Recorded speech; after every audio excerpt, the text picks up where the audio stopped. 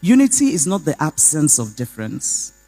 Unity does not mean that we all agree on everything.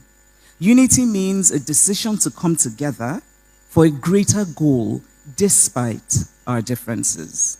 Unity is a beautiful act of sheer will. Unity is an act of intelligence. Unity comes from the ability to think lucidly.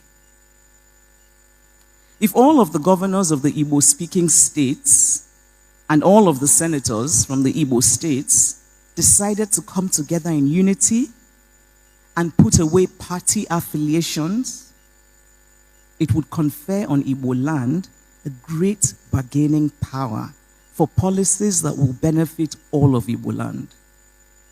Different ethnic groups in multi-ethnic countries across the world all engage in this kind of political bargaining. But for this to happen for Igbo land, there must be unity. But first, I want to return to what I said earlier, Igbo, bu Igbo. The contemporary distinctions we often make today about Igbo identity, they're not cultural identities, they're political identities. There's a difference between a cultural identity and a political identity. When we say somebody is Delta Igbo, it is a political identity. It is not a cultural identity. Igbo-speaking peoples are one nation, one language, with different dialects. All languages have dialects. A dialect is not a language. So let us use Germany as an example. Germanic tribes have existed for centuries in Western Europe, but it was only relatively recently in the 19th century that these Germanic tribes decided to come together with the different dialects of the same language, German, and they united to form what we now know as the modern German state. Political identities are acts of political expediency.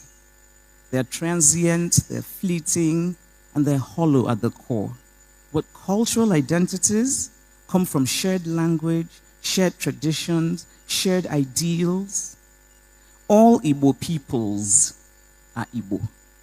Nobody is more Igbo than another. Igbo bu Igbo.